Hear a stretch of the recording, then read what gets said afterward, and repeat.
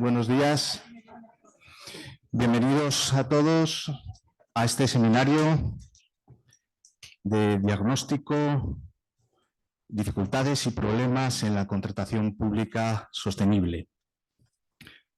Tenemos inscritos a más de 140 personas, 25 de las cuales estamos aquí en presencial. Y quiero empezar dando las gracias a el INAP por haber favorecido y permitido la difusión en el sector público de este seminario, a la Fundación ONCE también por haber facilitado no solo la difusión, sino habernos permitido celebrar aquí este seminario. Y por supuesto, muchísimas gracias a los 6 ponentes. El INAP está en remoto. Muchísimas gracias a todos los asistentes. En estos tiempos venir a eventos cuesta mucho trabajo, y a todos los asistentes que estáis en remoto. La cualificación de todos los asistentes, comentaba al principio, es altísima. Mitad asistentes de sector público, expertos en contratación pública, y el resto de la otra mitad del sector asociativo. La estructura es una mesa institucional que será abierta por José Luis Barceló, secretario del Foro con R y director de la asesoría jurídica de UNI y Fundación ONCE.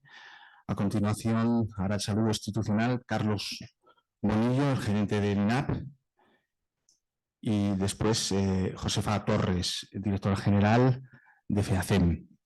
La mesa redonda será iniciada por Amada de Miguel Quirós, vocal de la Oficina Independiente de Regulación y Supervisión de la Contratación y directora de Supervisión de la Contratación Pública. A continuación intervendrá el general de brigada Germán Martín Casares, el responsable de la Subdirección General de Contratación Pública del Ministerio de Defensa.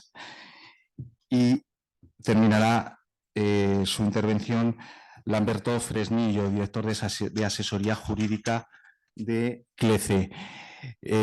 Anticipo que este encuentro no tiene el objetivo de cerrar todo el tema, sino que lo único que queremos hacer es señalar un camino que irá desbrozando José Luis en su intervención, y por tanto no queremos llegar a cerrar todo el contenido sobre el tema, sino simplemente señalar por un lado los problemas en la sostenibilidad económica desde la perspectiva de licitadores, las soluciones y propuestas desde la perspectiva de la administración pública.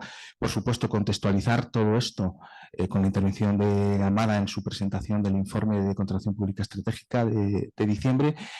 Y bueno, con la convicción desde el foro de que es necesaria la sostenibilidad económica para llegar a la sostenibilidad social. No hay sostenibilidad social sin sostenibilidad económica, y que la falta de esta sostenibilidad económica perjudica a todos: empresas, administración pública, trabajadores, pero especialmente a los trabajadores más vulnerables, las personas en situación de exclusión y las personas con discapacidad.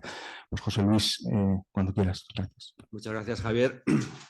Antes que nada, bienvenidos a la Fundación ONCE. Estamos en la sede de la Fundación ONCE, que nos brinda la oportunidad de poder celebrar aquí este encuentro, que, como dice Javier, es el arranque de un proyecto que pretende liderar el Foro de la Contratación Socialmente Responsable con el impulso de todos los socios. Haciendo una breve síntesis para los que no lo conozcan de lo que es el foro surgió en el año 2009 como una fórmula original de colaboración entre las administraciones públicas y en aquel entonces el sector de la discapacidad para el impulso de las cláusulas sociales. Las cláusulas sociales era algo desconocido en aquella época y por tanto necesitaba de un refuerzo, de un impulso, de una palanca que hiciera aplicables, reales, aquello que la ley de contratos de aquella época pues establecía como una especie de espíritu o desideratum. De aquel espíritu nació una asociación sin ánimo de lucro que tiene como, digo, originalidad, y así nos lo han reconocido en Europa cuando lo hemos presentado en el Parlamento Europeo, tiene la originalidad de que en una misma asociación participan administraciones públicas, es decir, los poderes adjudicadores, las empresas contratistas y el sector de la discapacidad como impulsor dinamizador de la aplicación de cláusula social. Y en toda esta andadura del foro se ha revelado que es un buen sistema el sentar en un mismo sitio a todos los stakeholders, es decir, a todos los implicados, a todos los agentes que algo tienen que decir en relación con la contratación.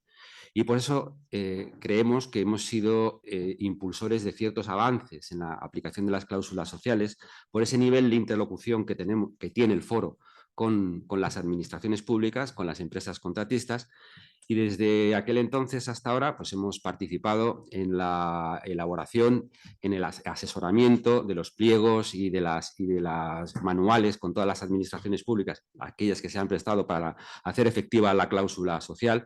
Cuando nos han dado oportunidad, hemos participado también en los grupos que han estado informando proyectos legislativos de incorporación de cláusulas sociales.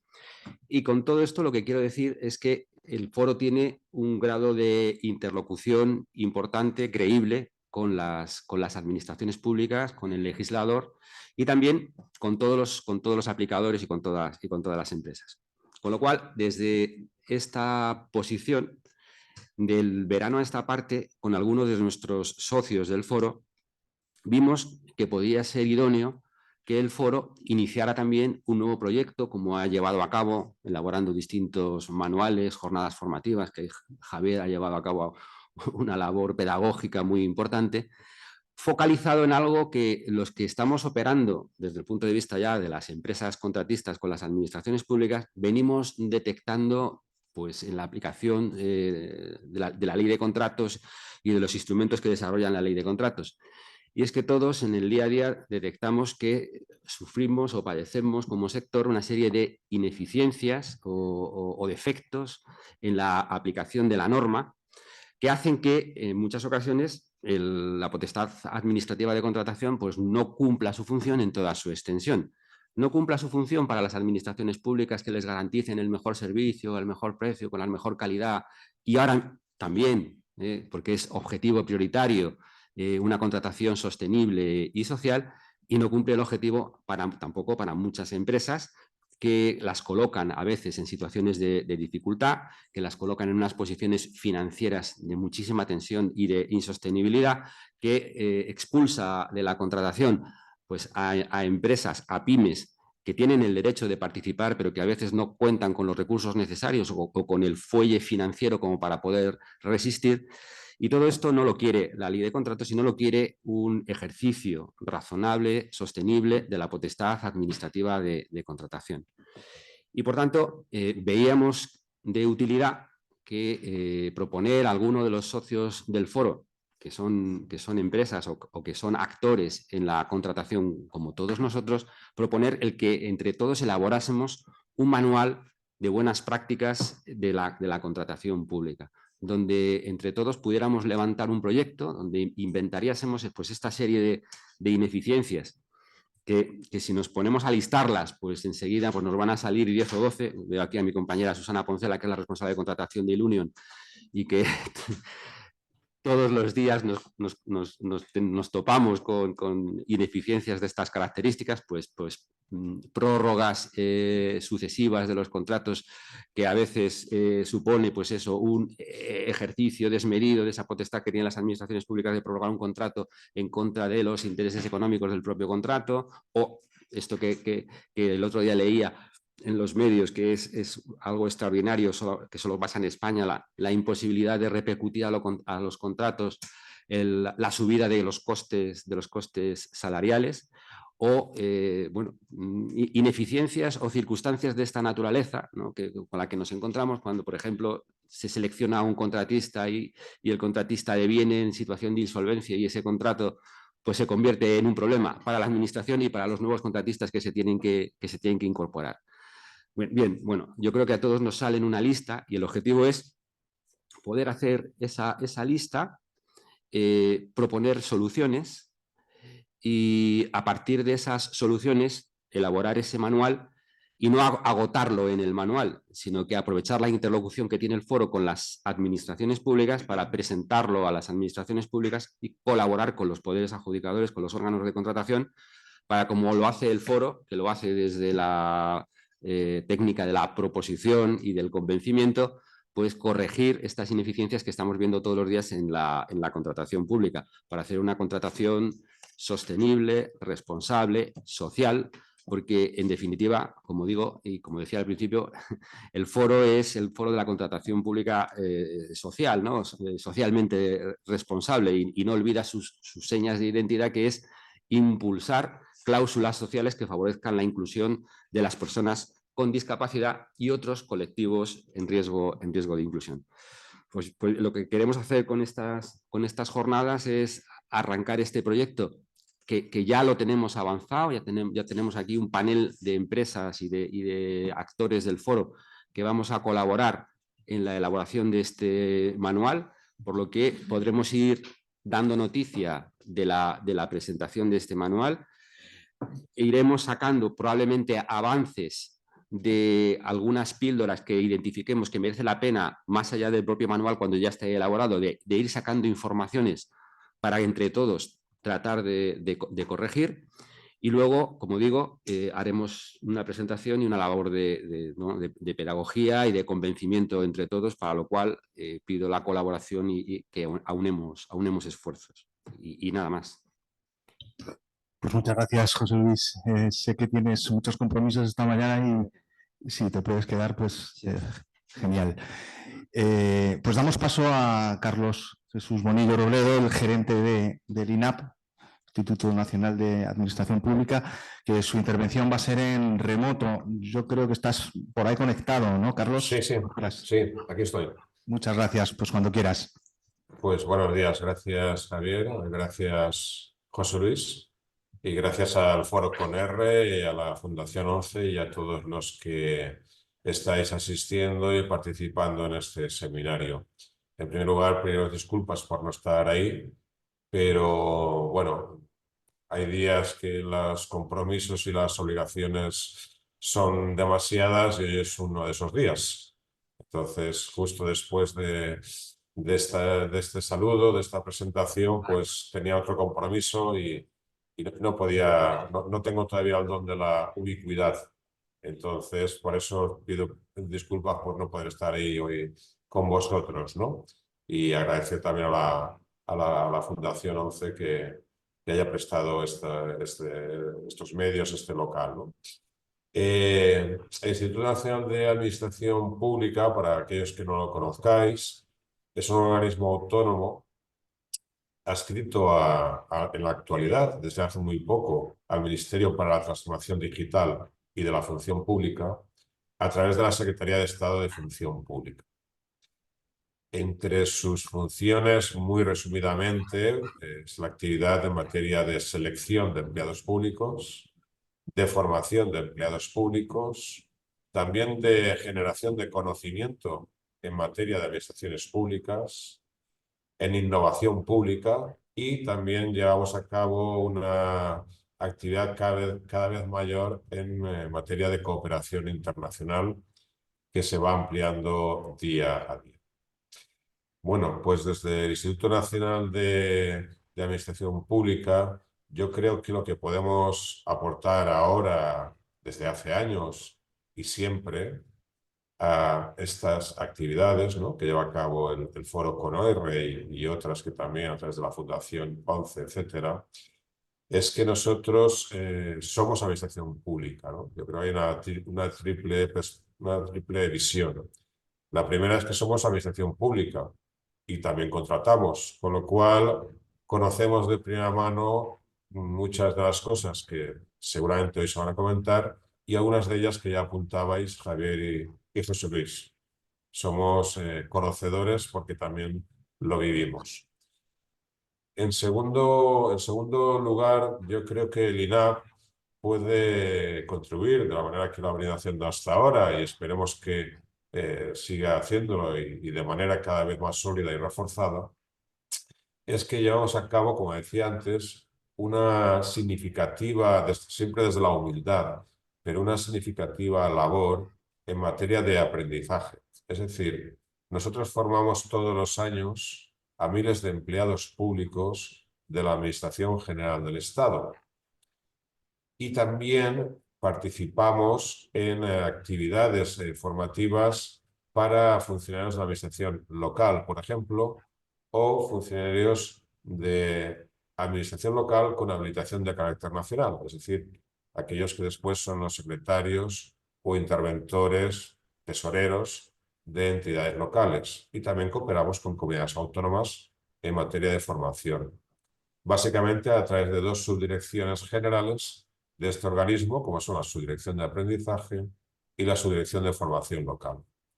Subdirecciones generales que también son las encargadas y responsables de organizar, gestionar y formar en los cursos selectivos de funcionarios de relevancia dentro de la Administración General del Estado o de la Administración local, como son los funcionarios de administración local con habilitación de carácter nacional que antes he dicho, son formados aquí antes de llegar a sus destinos, los funcionarios del Cuerpo Superior de Administradores Civiles del Estado, de la Escala Técnica de Gestión de Organismos Autónomos, del Cuerpo de Gestión, tanto de sistemas de informática, de sistemas de información, como del Cuerpo General de Gestión, así como el Cuerpo Superior de Tecnologías de la Información y las Comunicaciones.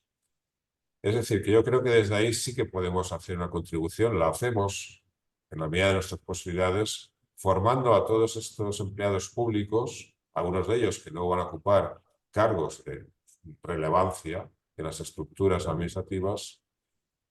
Les intentamos impartir ese tipo de formación, o sea, contratación administrativa, pero también desde una visión social. Y yo creo que estamos abiertos, y siempre deberemos estar abiertos, a que esa formación cada vez sea mayor y de mejor calidad, con lo cual abiertos estamos y ese ofrecimiento que se ha hecho en otras ocasiones, pues se sigue haciendo desde hoy.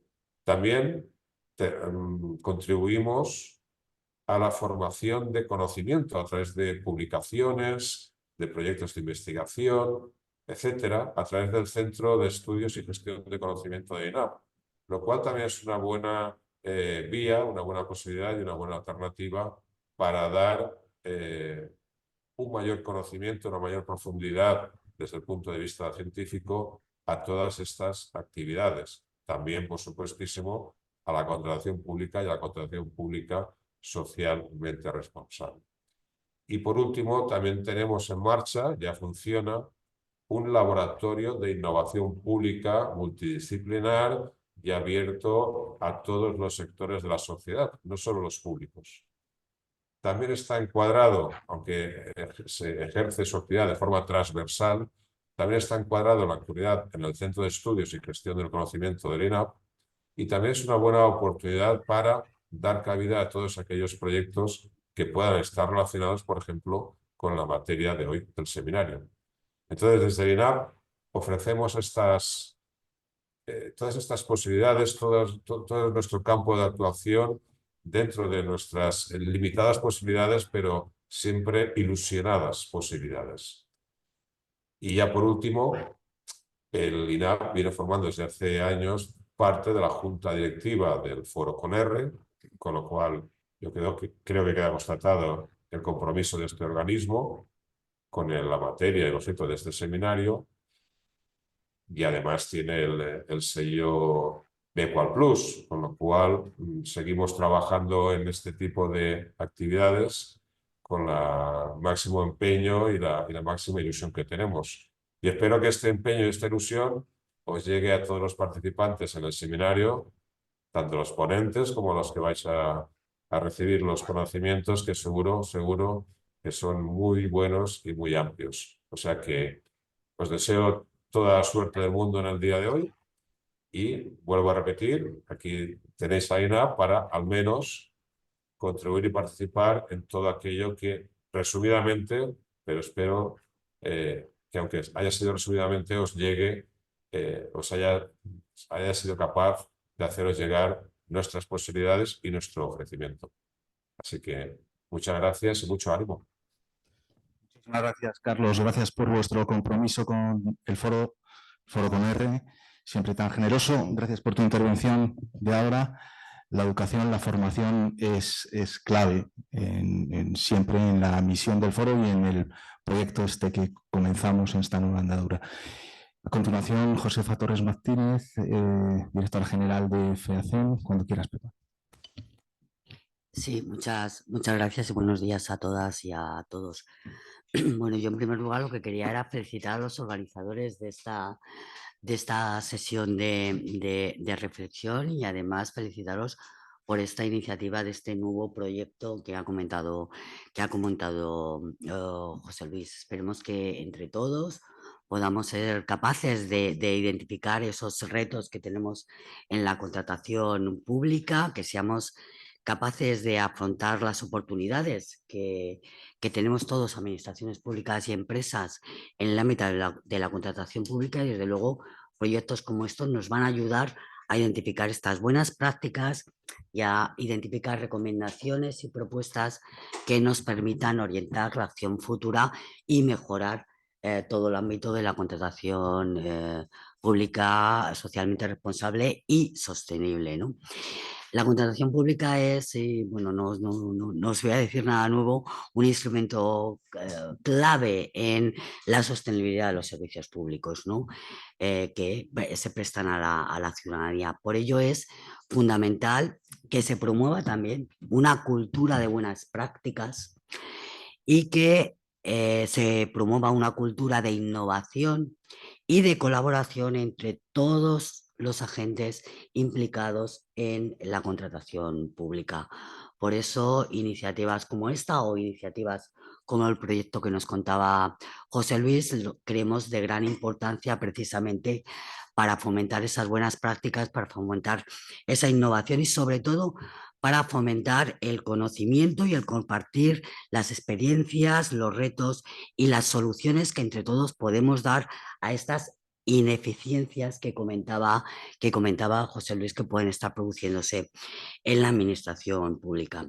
Son numerosos los desafíos que tenemos y que nos enfrentamos y que van a requerir desde luego adoptar mejoras en la contratación pública y evitar esos desajustes que se están produciendo, por señalar los más importantes y sin incidir en ninguno de ellos, pues el impacto de la ley de desindexación, los problemas del artículo 5 de su reglamento o el artículo 103 de la propia ley de contratos del sector público, que están haciendo, bueno, pues generando una serie de problemáticas importantes en la contratación pública y que además están haciendo o tienen un efecto colateral con el tema del que no se puedan derivar a los precios de los contratos, las subidas tanto del salario mínimo interprofesional como de las condiciones salariales de los trabajadores, que están incidiendo también en otro ámbito que no tiene que ver con la administración pública, pero que tiene una importancia sustancial y es en la propia negociación colectiva. ¿Cómo? No puedes avanzar en muchos casos más en la negociación colectiva precisamente por esas trabas que se pueden estar produciendo en otros ámbitos. La problemática de la subrogación, que es general, pero que, por ejemplo, a los centros especiales de empleo les afecta de una manera especial, no solo en los ámbitos generales de a todos los contratistas con la administración, sino en el riesgo que tenemos de perder la calificación como centro especial de empleo y que eso lo que hace es poner una limitación, una barrera en el propio acceso a la contratación pública. Los sistemas de verificación del cumplimiento de las cuotas de empleo a las empresas obligadas, la necesidad de generalizar las cláusulas sociales en los pliegos de condiciones, como también señalaba José Luis, la necesidad de cumplir con los contratos reservados a centros especiales de iniciativa social y la verificación de los propios requisitos de la condición de iniciativa social. En fin, son una serie de problemáticas que nos traen hoy aquí y que yo creo que nos permite compartir un espacio común de aprendizaje, de diálogo, de reflexión, que nos va a permitir a todos avanzar una contratación más eficaz, más transparente y más responsable, y que va a contribuir a enriquecer el debate sobre la contratación pública sostenible, que es un tema clave para el desarrollo económico, social y medioambiental de nuestro país.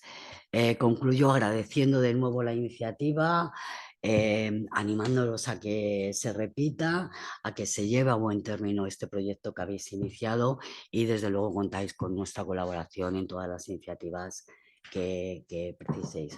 Muchas gracias y que la sesión sea enriquecedora para todos. Muchísimas gracias a ti, Pepa. Pues pasamos a continuación a la intervención de Amada de Juan Quirós. Cuando quieras puedes pasar, que va a proyectar un presi.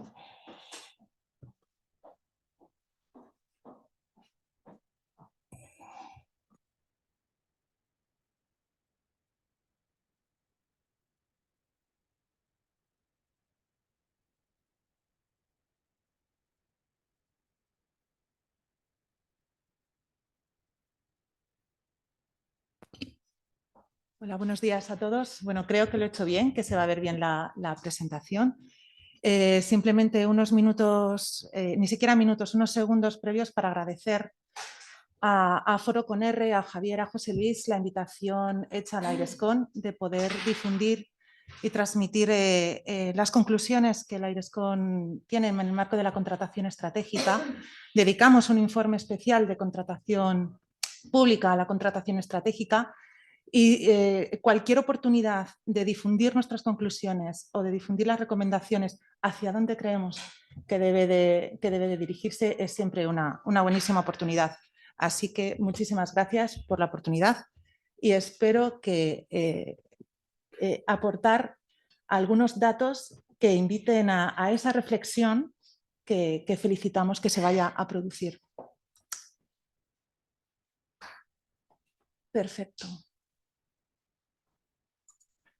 Sí, en primer lugar, no sé si conocen la Oficina Independiente de Regulación y Supervisión de la Contratación a la que pertenezco. Soy la directora de Supervisión de la Contratación Pública, así que aprovecho un minuto y medio para explicar de dónde venimos. Esto sí que lo puedo minimizar o creo que aquí, luego sí que si quieren lo amplío nuevamente, pero es más que nada para que se pueda ver bien la diapositiva. La Oficina Independiente de Regulación y Supervisión de la Contratación nace como un requerimiento por parte de las instituciones europeas que se recoge en la directiva, en una de las directivas llamadas de cuarta generación de la contratación pública, en la directiva 24.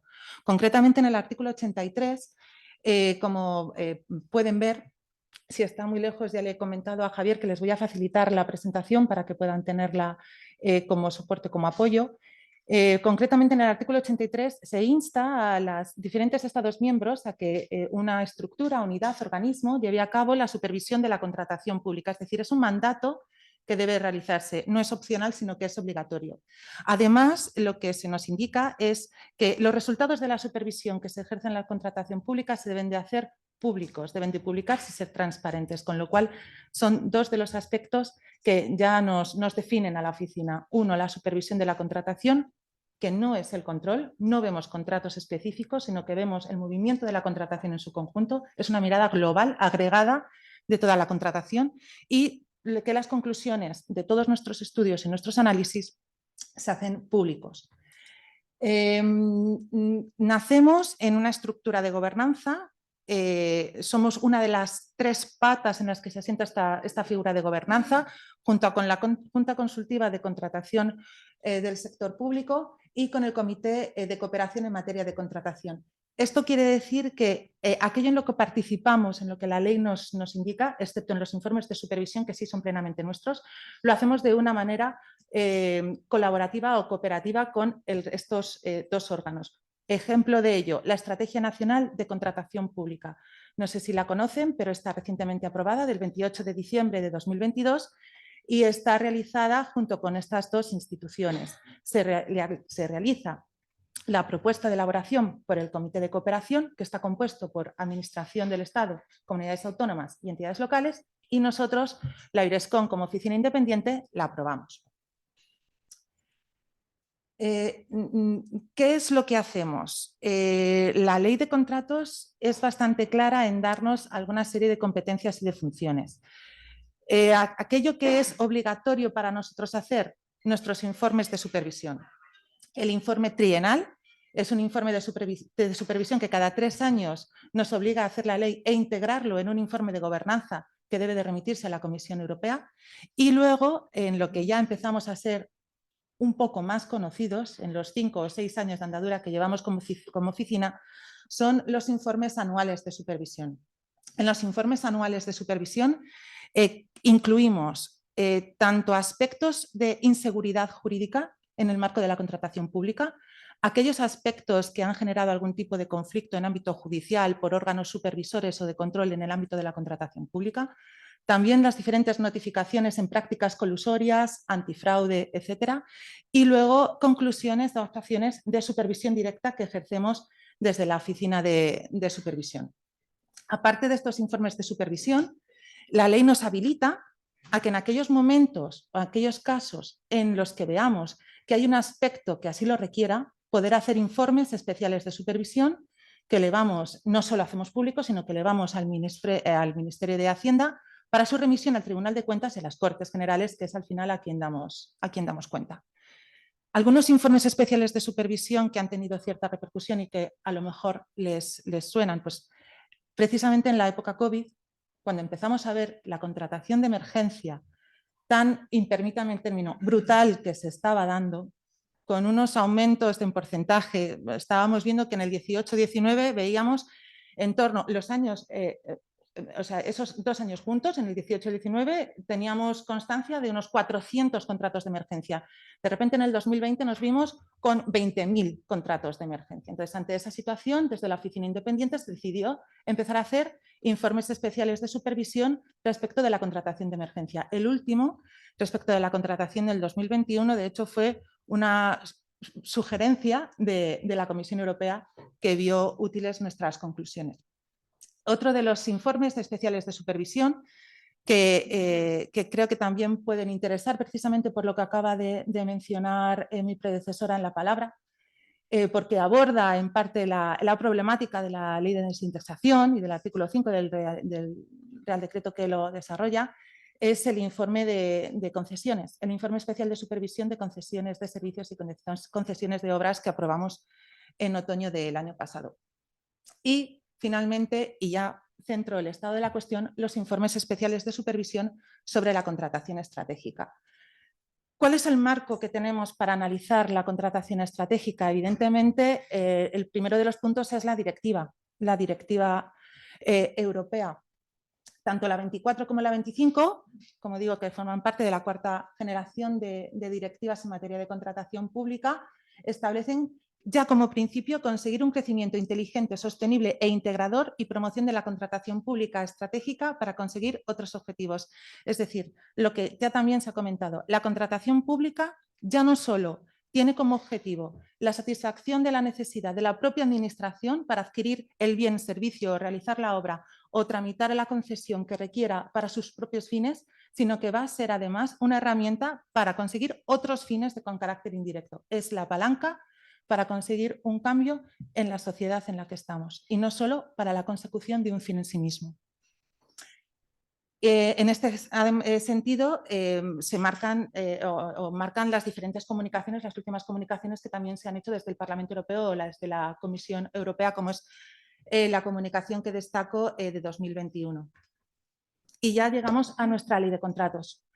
La ley de contratos que recoge por primera vez mandatos claros en relación con la contratación estratégica y los principios de contratación estratégica. Nada más y nada menos que como principio vertebrador de toda la contratación. En el artículo 1.3 ya establece un mandato a todas las administraciones públicas en los que tiene que tener en cuenta diferentes aspectos que se incluyen en la contratación estratégica que deben ser tenidos, y digo, deben ser tenidos en cuenta en todos los contratos de las administraciones. Aparte de establecerlo como principio de carácter transversal, se recoge específicamente diferentes regulaciones concretas de la contratación estratégica en las condiciones de admisión, artículos 93, 94, respecto del ámbito ambiental o social, los criterios de adjudicación en el artículo 145 o primer aspecto o primer punto en el que la ley de contratos es también muy clara porque establece la obligación de que haya condiciones especiales de ejecución en los contratos de las administraciones públicas, o mejor dicho, de los poderes adjudicadores, que deben incluir aspectos propios o criterios medioambientales, sociales o referentes a la innovación o de la ética, es decir, contratación estratégica con carácter obligatorio.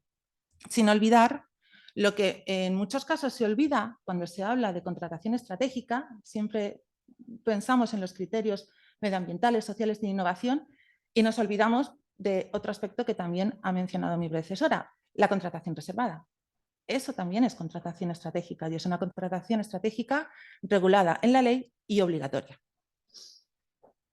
Con este marco, ¿qué es lo que vimos o lo que empezamos a hacer en la IRESCON? Tengan en cuenta que la IRESCON es operativa desde el año 2019, entonces llegamos al panorama, empezamos a ver qué es lo que había, los diferentes puntos y fuimos puliendo y definiendo hacia qué actuaciones debíamos dirigirnos. En uno de los primeros informes, IAS es el acrónimo de Informe Anual de Supervisión. En uno de los primeros informes anuales de supervisión, en el IAS 2020, que se refiere a la contratación del 2019, incluimos el análisis de la contratación estratégica como una más de los aspectos que teníamos que ver anualmente.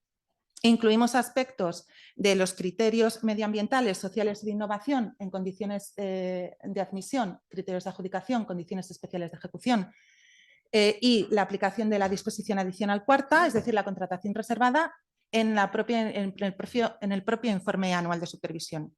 ¿Qué es lo que vimos? Que la magnitud de la materia era tal que requería en sí un informe propio. La contratación estratégica no podía incluirse como un aspecto más. A ver, como con todos los respetos, y soy muy defensora de lo que voy a decir, de cómo ver la subcontratación o cómo ver aspectos de modificación contractual, ver aspectos de solvencia, no. La contratación estratégica requería un análisis mucho más profundo y ser mucho más visible para transmitir sobre todo ese mensaje y la realidad de la cuestión. Por eso empezamos a hacer los informes especiales de supervisión a partir del año 2022, con lo cual tenemos analizados los años 2021, 2022 y estamos ya analizando el año 2023 para sacar el siguiente informe especial de supervisión. En el último informe, el que han mencionado, el informe de diciembre que aprobamos en diciembre de 2023, analizamos la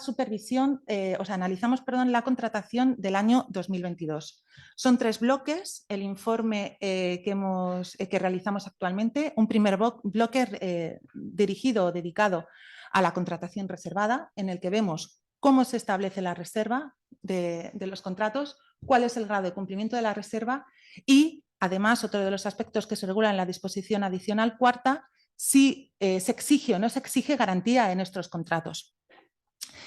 ¿Sobre qué ámbito? Se preguntarán. Todo el Estado. Ámbito estatal y ámbito de las comunidades autónomas. En este caso no podemos descender al ámbito local. ¿Por qué? Porque la disposición adicional cuarta establece que el porcentaje de reserva lo establecen los órganos de gobierno. No podemos afrontar el analizar los miles de órganos de gobierno de ámbito local que tienen el mandato por ley de hacer una reserva en contratación de este tipo.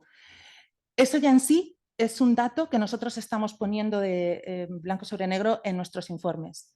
De alguna manera tiene que poder canalizarse o articularse la forma de dar visibilidad a un porcentaje de reserva en el ámbito local para que podamos hacer un seguimiento del cumplimiento de esa reserva.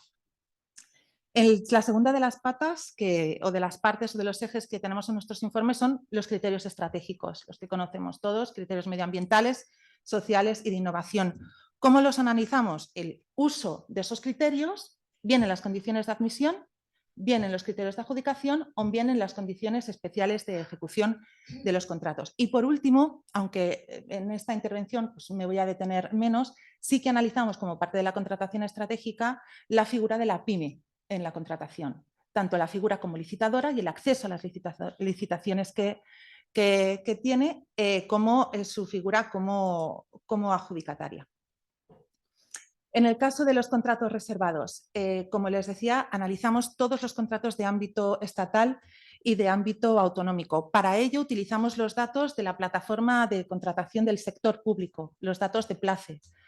Hay muchos problemas para identificar los contratos que tienen o que están declarados como reservados. Ya no solo porque se publiquen o no se publiquen, se publican aquellos que pensamos que son reservados, pero luego, analizando el contrato en sí, que está publicado como reservado, analizando la documentación, o bien no está declarado reservado, o hay errores en la publicación, o bien no está definido. Es decir, hay diferentes errores en los datos y en los contratos publicados que hacen también una reflexión previa. Y es una reflexión que nosotros en nuestros informes invitamos a los órganos de contratación a que no vean la publicación o la publicidad de sus propios expedientes y de sus propios contratos simplemente como un trámite a cumplir, porque la ley dice que tienen que estar publicados, sino porque esa publicidad, la información y los datos que se están dando a conocer tienen un fin también más allá. El dato que les indico aquí ya de por sí también dice mucho. En contratación reservada, ámbito autonómico y ámbito estatal, identificamos 106 contratos. Les estoy diciendo que estamos viendo todas las comunidades autónomas y el ámbito estatal. Estamos hablando de que en nuestro informe anual de supervisión de 2023, que analiza 2022, tenemos identificadas más de 180.000 licitaciones, sin contar contrato menor. Y contratación reservada solo hemos identificado 106. Creo que eso ya de por sí también es una conclusión. Sin centrarnos en los datos, porque muchas veces los números nos bailan,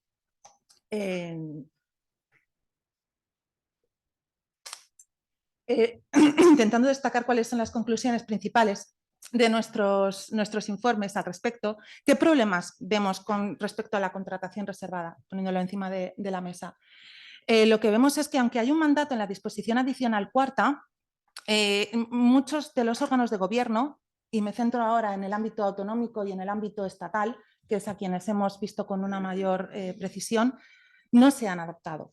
Hay varias comunidades autónomas, incluso el ámbito estatal, no tienen un porcentaje de reserva. Cierto es que la disposición adicional cuarta sí prevé una situación subsidiaria en el caso de que no se adopte un porcentaje. De hecho, este año ha sido el primer año en el que de un 7% hemos pasado a un 10% de reserva de contratación, de acuerdo con la aplicación de la norma subsidiaria de la disposición adicional cuarta. Pero hubiese sido deseable o querido que hubiese un porcentaje no establecido por ley, sino un porcentaje reflexionado en ámbito estatal. Yo tengo esperanza, sinceramente, y esto sí es una aportación personal, de que haya en un futuro no muy lejano un porcentaje al respecto. Pero es cierto que también en muchas comunidades autónomas no se ha adoptado ese porcentaje de reserva. El problema que hemos visto también es que hay una disparidad de criterios, permítame también el término, alucinante. O sea, en muchos casos hemos visto que se utilizaban procedimientos de un determinado CPV o de un determinado sector económico o una determinada actividad, o en otras comunidades autónomas se utilizaba absolutamente toda la contratación como referencia, es decir, se decía, pues reservo el 7% de los procedimientos adjudicados en el año inmediatamente anterior. ¿De todos los procedimientos adjudicados? Sí. Ese tipo de afirmaciones puede tener sentido si no se razonan, pero desde nuestro humilde punto de vista en la IRESCOM pensamos que los porcentajes de reserva deben de ser decisiones ciertamente reflexionadas. ¿Qué es lo que se pretende conseguir con la contratación reservada? ¿Qué fines pretende dar? ¿Qué servicios, qué suministros, qué actuaciones o qué prestaciones son los que podrían abordarse? Ese tipo de preguntas pensamos que deberían ser tenidas en cuenta en el momento de establecerse un porcentaje de reserva.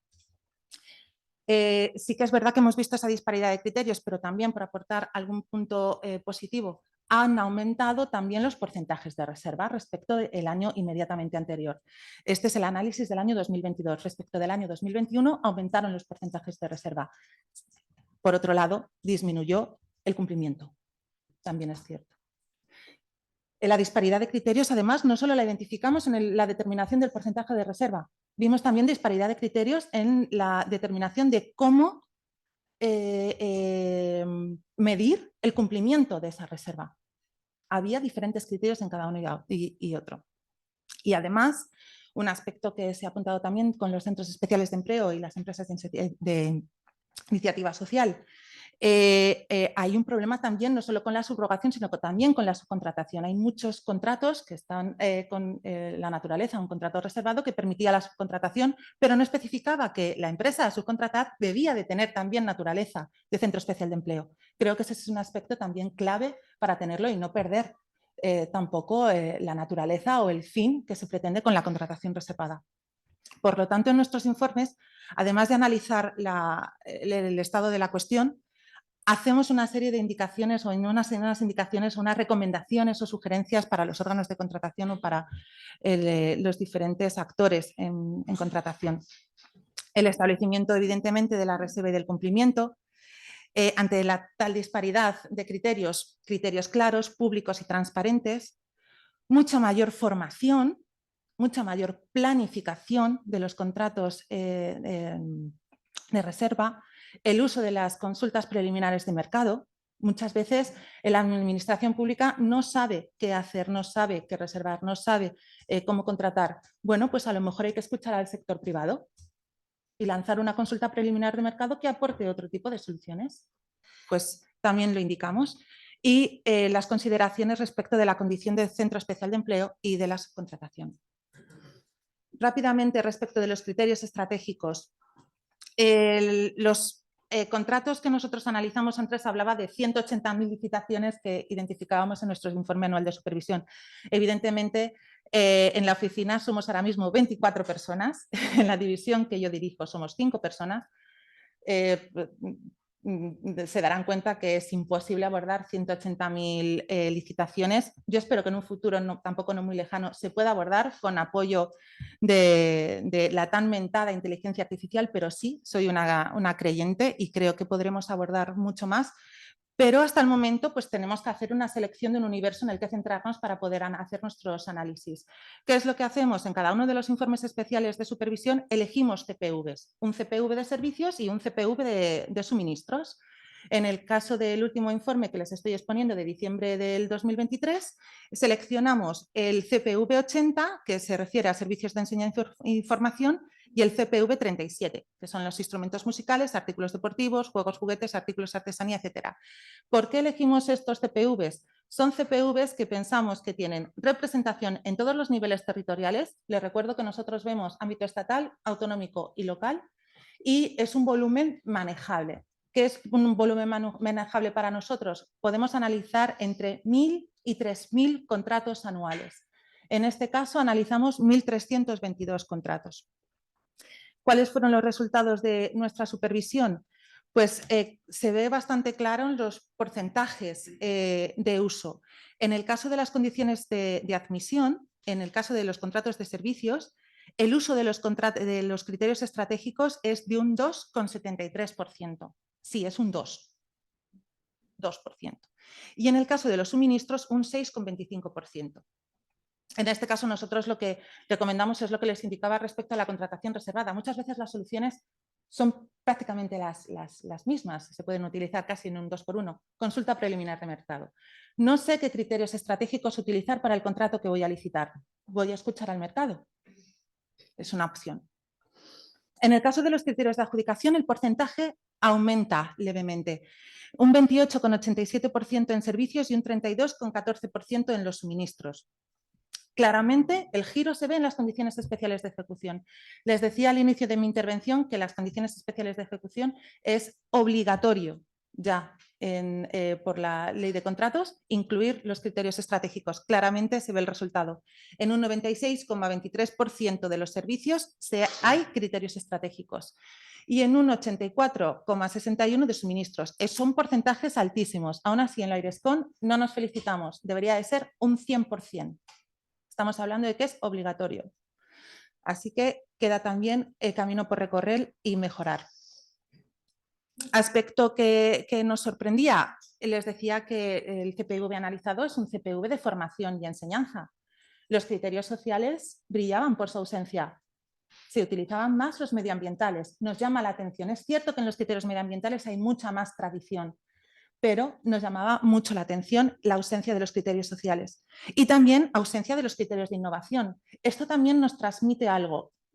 Pensamos desde la IRESCON que identificamos la innovación solo con la tecnología. Innovación no es tecnología, innovación es, como su propio nombre indica, innovar, dar nuevo, pero dar nuevo no significa utilizar tecnología.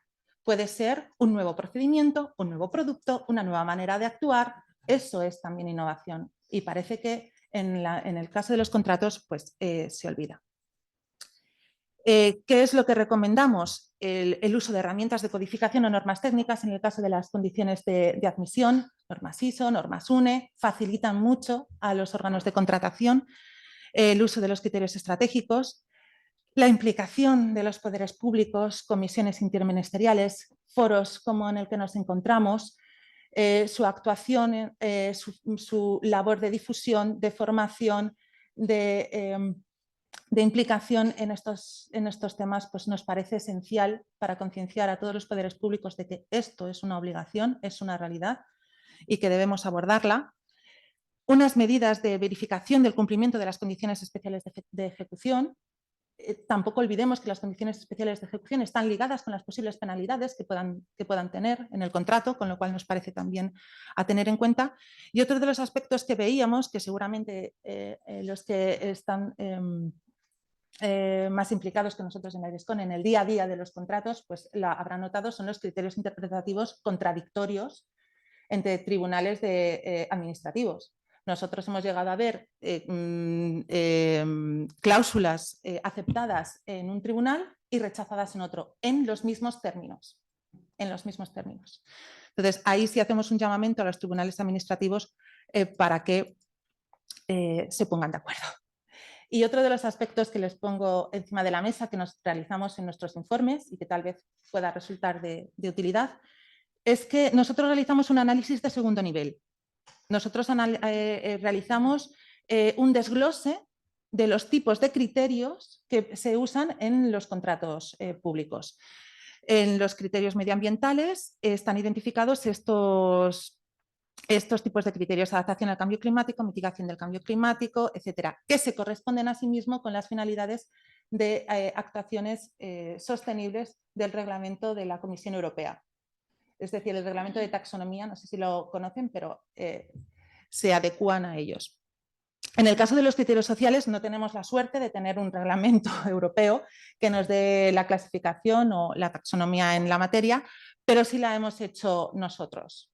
Con los 3 años que llevamos analizados en criterios sociales, hemos conseguido hacer un pequeño listado de criterios de carácter social en la que vinculamos estos criterios con el ejemplo que hemos identificado en la plataforma de contratación, para que el órgano en cuestión o la unidad en cuestión vea cuál es el ejemplo del criterio que estamos indicando. Hemos identificado accesibilidad, acción social, campañas de comunicación, conciliación, condiciones laborales, ética, compliance, integridad, igualdad, inserción de colectivos desfavorecidos, perspectiva de género, es decir, todos aquellos que comienzan a utilizarse en la materia. Y por último, lo que le mencionaba de los criterios de innovación, pero que prácticamente no son utilizados.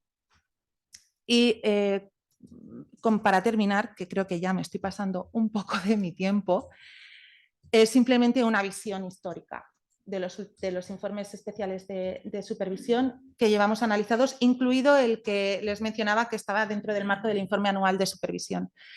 Esta es la evolución en las condiciones de admisión. No tengo mucho que decir con la barra roja que identifica aquellos contratos en los que no hay ningún criterio estratégico.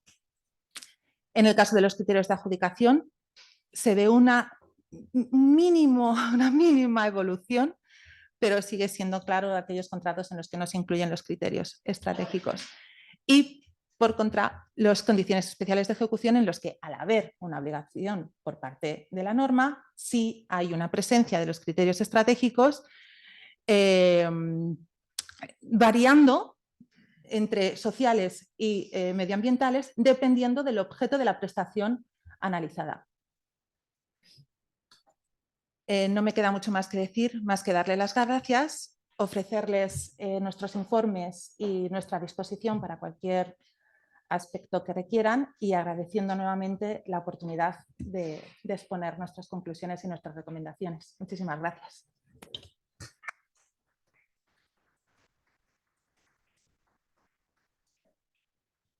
Muchas gracias, Amada, por tu intervención. Nos vemos en la asamblea del foro. Y damos paso al general Germán Martín Casares, subdirector general de Contratación del Ministerio de Defensa. Cuando quieras. Muchas gracias, Javier y José Luis, por brindarnos la oportunidad de estar aquí participando en este digamos, acto de Foro con R. Y gracias a todos por vuestra asistencia, los que estáis presencialmente y online. Antes de nada decir, bueno, que yo soy subdirector general de Contratación del Ministerio de Defensa. La Subdirección General de Contratación tiene una orgánica dividida en 3 áreas fundamentales: un área de contratación, un área del programa de modernización de la contratación y un área de lo que sería el grupo de evaluación de costes. Damos apoyo a 65 órganos de contratación y anualmente se hacen en torno a 20.000 contratos en el ámbito del Ministerio de Defensa. El área de contratación lo que hace es dar un permanente apoyo a estos órganos de contratación desplegados a lo largo de todo el territorio nacional. En el PMC, el programa de modernización, tiene 2 unidades: una de racionalización de la contratación, que lo que busca es seguir avanzando en lo que sería técnicas de racionalización de la contratación en beneficio de lo que es una contratación pública más eficiente, y otra unidad que sería la unidad de excelencia, donde hace poco se aprobó una instrucción del secretario de Estado de lo que era el modelo de excelencia para llevar al máximo las buenas prácticas de excelencia a nuestros órganos de contratación, y por otro lado otra instrucción de ética que tenemos que desarrollar. Además, se elabora anualmente un plan anual de contratación a efectos de que las empresas tengan conocimiento de cuál es la actividad contractual del siguiente ejercicio del Ministerio de Defensa. Y por otro lado tenemos otro área importantísimo, que es el grupo de evaluación de costes, que lo que se le encarga es de buscar cuáles son los costes de las empresas que licitan hacia nuestros contratos, sobre todo cuando hablamos de procedimientos negociados, a efectos de buscar cuál es ese precio eficiente y ayudar a las empresas a que tengan una adecuada estructura de costes para, digamos, ofrecer un mejor precio en sus servicios, y a la administración para pagar el precio adecuado a lo que realmente se está suministrando. Ya un poco dejando esta introducción de cuál es la estructura de la contratación en el ámbito del Ministerio de Defensa, cuando se nos invitó para venir aquí a hablar de sostenibilidad económica de los contratos, nos pareció un tema bastante interesante, sobre todo por la situación que hemos vivido estos últimos años. Entonces me voy a centrar fundamentalmente en hablar un poco de lo que sería esa sostenibilidad económica y qué herramientas teníamos en el marco legal y cómo hemos intentado solventar estos desequilibrios contractuales que se han ido produciendo y que han afectado fundamentalmente a nuestras empresas, ¿no? Bueno, todos sabemos que el incremento de la inflación en Europa a lo largo desde el año 2019-2020 hasta la fecha actual ha originado unos crecimientos de los precios que no se conocían desde hacía muchísimo tiempo. Esto ocasionó pues, un incremento de lo que serán los precios de las materias primas y componentes, que originó un gran impacto en la cadena de suministro del precio y en la disponibilidad de materias primas, que aumentó los plazos de entrega, precios y obsolescencias en las cadenas de suministros, con impacto acusado en los contratos con grandes periodos de ejecución, como es el caso del Ministerio de Defensa, que tenemos contratos de grandes periodos, ¿no? Por otro lado, consecuencia de la pandemia de los años 2021 y de las medidas restrictivas, se produjo una contracción de la demanda y, consecuentemente, una disminución de la oferta. Y además, como consecuencia de la paralización de las fronteras y el cerramiento de los puertos, originó también una paralización completa de lo que sería el transporte marítimo. Hay que decir que en torno al 85% del tráfico internacional de mercancías se efectúa por vía marítima. Prácticamente la totalidad de las materias primas del metal, minería, fertilizantes, crudo, derivados, productos de refinos, semiterminados, producción agrícola, bienes de consumo, son desplazadas a lo largo de lo que es todo el mundo a través del mar, a través del transporte marítimo.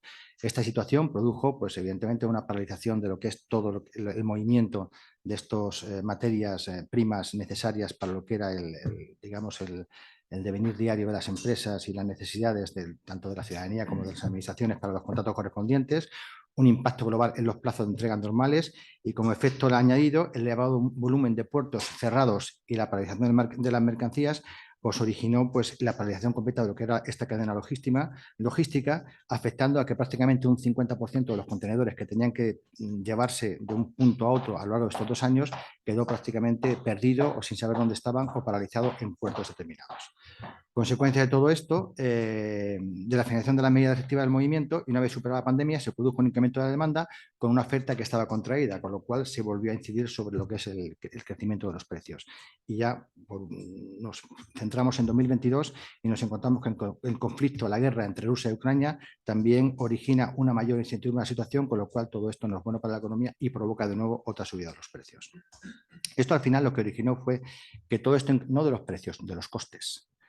Este incremento de costes, y ya me centro en lo que es la contratación pública, estaba siendo soportada por los licitadores, por los adjudicatarios de los contratos, con unos precios que no se veía acompañado el crecimiento de los precios de los contratos al crecimiento de los costes de los contratos firmados por los contratistas.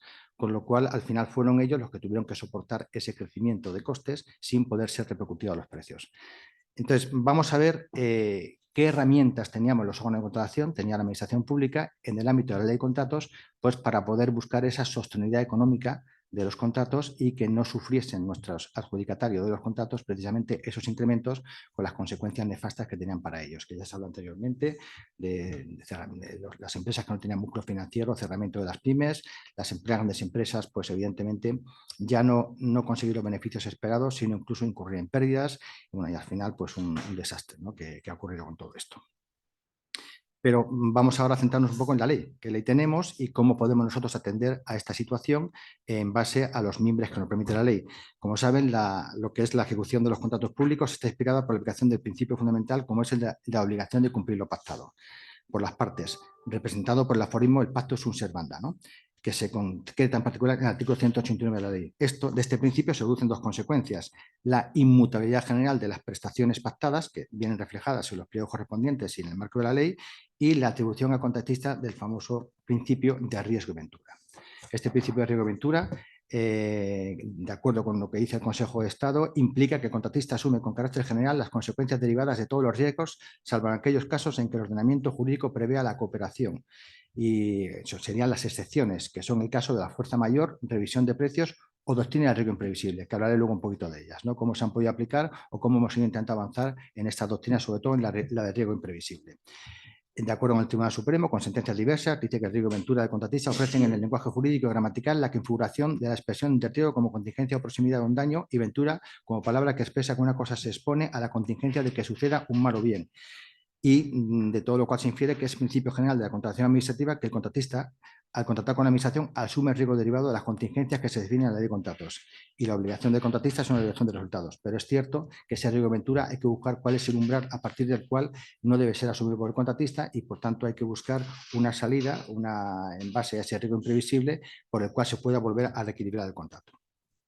El Tribunal Supremo sigue insistiendo en que la aplicación de riesgo de ventura lleva inherente un elemento de autoridad de los resultados económicos del contrato, autoridad que significa que la frustración de las expectativas económicas que el contratista tuvo que considerar para consentir el contrato no le libera de cumplir con lo estrictamente pactado. O sea, hay muchísima doctrina al respecto que realmente nos limita mucho en cuanto a lo que sería conseguir, buscar esa sostenibilidad del equilibrio financiero de los contratos de acuerdo con los mimbres que nos da la ley. Pero lo que es fundamental, que lo he dicho anteriormente, es que los pliegos intentemos reflejar toda la casuística que hay, pues para poder en un momento determinado, en una situación como esta, poder atender a ese equilibrio de contrato. ¿Cuáles serían las excepciones que podremos encontrar nosotros para poder reflejar en los pliegos a efectos de poder buscarse el equilibrio de contrato? Pues por un lado, lo que serían las modificaciones contractuales o el factum principes, por otro lado, la revisión de precios, y por otro lado, hay dos casos, que cita la ley, que sería el concepto de fuerza mayor y riesgo imprevisible. En cuanto a las modificaciones contractuales, aquí hay que decir que estas realmente a lo que afectan es al objeto del contrato, no a los precios, con lo cual tampoco nos valdría para poder buscar esa sostenibilidad de lo que sería el equilibrio económico del contrato. En cuanto a factum principes, pues tampoco sería de aplicación, porque es una imposición legal como consecuencia de una situación que se produce y que tiene que actuar la administración. Revisión de precios, que se ha hablado anteriormente y que sí que está contemplada la ley, pero con muchas limitaciones, con muchas salvedades. Está regulado en el artículo 102 y siguientes de la Ley de Contratos de Sector Público, y viene a decir que todos los contratos tienen que tener un precio cierto. El apartado 5 de este artículo prevé la revisión de precios cuando estos deben ser ajustados al alza o a la baja, y deben figurar esa fórmula de revisión de precios o esa, opción en lo que serían los pliegos de los contratos. El artículo 103 El número 2, que hemos hablado anteriormente de él, limita la revisión de precios previa justificación del expediente de conformidad con lo previsto en el Real Decreto, digamos, de desindexación, que desarrolla la ley de desindexación. La revisión periódica y predeterminada de los precios solo se podrá llevar a cabo en los contratos de obra o en los contratos de suministro de fabricación de armamento y equipamiento, y una serie de aspectos más que limitan mucho la aplicación de lo que sería la revisión de precios. Es cierto que como consecuencia de la pandemia salió el Real Decreto 3/2022, que viene a establecer un régimen excepcional de la revisión de precios para los contratos de obras, y posteriormente hubo otra modificación con la Ley 11/2023 que amplió significativamente el ámbito de aplicación a admitir la posibilidad de revisión de contratos de concesión, suministros y servicios sin necesidad de someter la fórmula de revisión a lo que sería el Comité Superior de Precios. Esta revisión era en base a unos digamos, aspectos determinados que deberían de figurar también en los pliegos, y es que cuando el porcentaje de materias primas y bienes intermedios y energía superasen el 20%, se podría aplicar esta revisión de precios.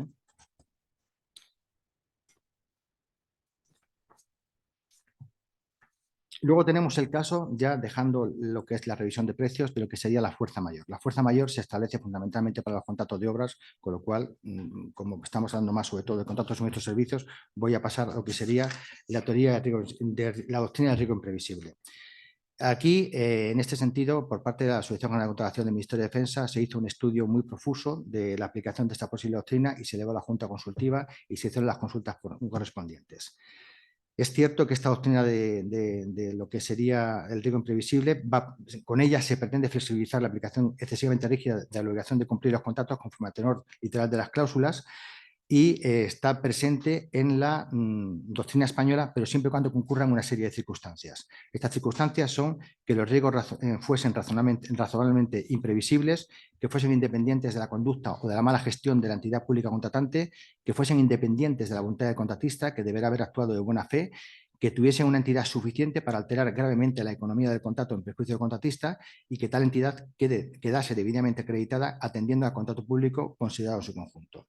Si se consiguen, digamos, se cumplen todas estas casuísticas concretamente, podríamos decir que estamos en un riesgo imprevisible y, por tanto, podría ser aplicable un reequilibrio del precio del contrato. Aquí, en cuanto a la aplicación de la doctrina del riesgo imprevisible, pues haría falta, por parte de una contratación, comprobar que se cumple todo esto y automáticamente elevar a los órganos consultivos, tanto lo que sería la Abogacía General del Estado o la Asesoría Jurídica General del Ministerio de Defensa y la intervención del Estado, esta casuística que se ha producido para que, de alguna forma, se pudiese tramitar un reequilibrio de contrato en base a esta teoría. Hay que decir que, en principio, se hicieron todos los estudios, se elevaron las consultas correspondientes, pero al final no fue posible aplicar esta teoría del riesgo imprevisible a ese desequilibrio de los contratos que se produjo a lo largo de estos años que hemos citado anteriormente.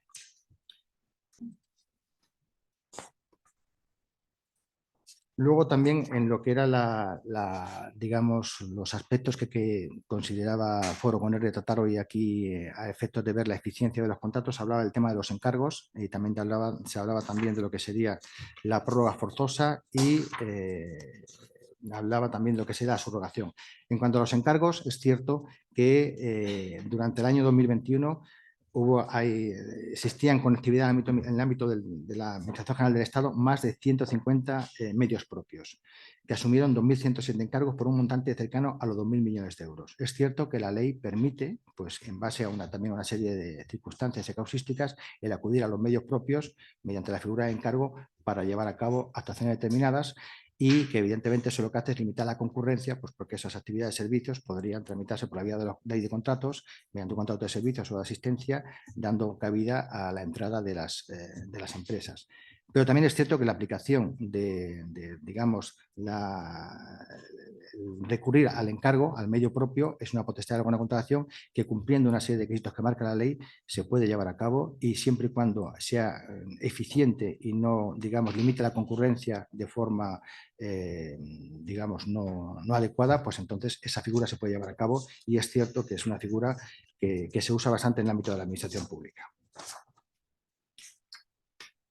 En cuanto a la prórroga forzosa, decir, bueno, como saben ustedes, que ya está contemplada la ley, el artículo 29.4 de la Ley de Contratos de Sector Público, y esta prórroga pues, se lleva a cabo en el momento en que finaliza la ejecución de un contrato, hemos iniciado la licitación de otro y todavía no se ha podido llevar a cabo la adjudicación, el inicio de ese nuevo contrato y, consecuentemente, pues el contrato vigente se prorroga por un periodo no superior a 9 meses a efectos de que ese servicio, ese suministro no pueda, digamos, dejar de prestarse a la Administración en razón de ese interés general.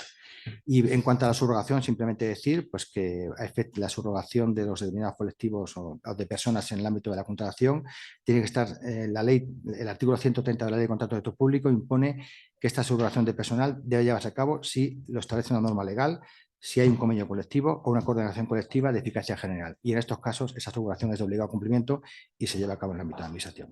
Y por mi parte, pues nada más que decir al respecto.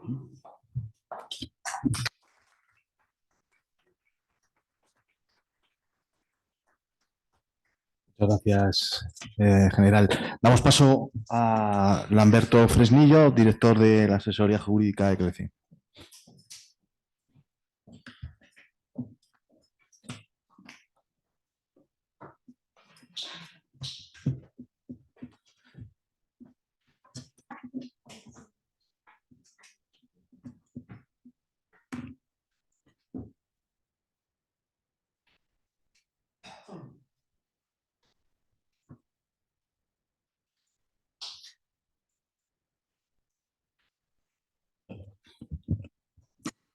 Buenos días, muchas gracias a todos y a Foro con R y Fundación 11 por su amable invitación. Yo les voy a hablar de las dificultades propuestas desde el punto de vista del licitador, del contratista. Yo creo que es muy oportuno que estén las distintas voces, los distintos prismas, porque al final de lo que se trata es de cumplir debidamente las obligaciones para poder construir, suministrar, prestar servicios, etc. Voy a empezar con una brevísima presentación de quiénes somos y luego haré una división en ciertos temas que he seleccionado en las 3 fases típicas de los contratos: la preparación, adjudicación, la ejecución y la finalización. Por una cuestión de cortesía, para quien no nos conozca, pues CLECI es una empresa multiservicios, prestamos servicios en muchos ámbitos para la administración, limpieza, servicios de cuidados, mantenimiento, jardinería, etc. Somos más de 80.000 empleados, somos uno de los primeros empleadores del país como empresa privada. Hemos hecho la integración laboral, más de un 12% provienen de colectivos desfavorecidos y pese a que esto no computa, puesto que es una característica de la empresa, no va en relación con el objeto del contrato, está en nuestro ADN el hacer nuestra este objetivo común, global, de incorporar laboralmente tanto a discapacitados como personas de cualquier otro colectivo. Centrándonos en las actividades de cuidado, simplemente hemos prestado este dato de más de 230.000 usuarios atendidos. Esto es diariamente. Nuestro personal atiende a este colectivo tan grande y nos dedicamos tanto a la empresa pública como a la privada, si bien, como pueden ver, más del 80% de nuestra actividad tiene como cliente las administraciones públicas. Esto es por cortesía y ahora, pues como nuestro alma de contratista siempre nos invita a acreditar nuestra solvencia, pues damos un par de datos sobre cuál es nuestra presencia en las licitaciones públicas, ¿no? El año pasado más de 2.200 licitaciones concurrimos, nos adjudicaron en más de 700 ocasiones y pues somos un usuario activo de los recursos especiales, tanto como recurrente como recurrido, en lo que tiene que ver impugnación de pliegos, exclusiones, adjudicaciones, etcétera. Con lo cual, pues estamos presentes prácticamente en todas las decisiones que tienen que ver con la contratación pública. Empezando por la primera de las fases, de la preparación y la adjudicación, he seleccionado 3 temas, hay muchos más, ¿vale? Pero bueno, 3 temas en los que, siendo el objeto de esta jornada la sostenibilidad económica del contrato, y hago mías las palabras de Javier que decía al principio, sin sostenibilidad económica no puede haber sostenibilidad social ni medioambiental de innovación, es la base para poder sobrevivir, ¿vale? Y he seleccionado algunos de los puntos en los que como contratistas nos encontramos con más dificultades, ¿vale? Empezamos por el cálculo del presupuesto base de licitación. Y yo diría más, la insuficiencia del presupuesto base de licitación, con la que de inicio muchas veces nos topamos y que tenemos que, pues a veces a través de consultas, a través de impugnación de pliegos, etcétera, pues tener que rebatir, ¿verdad?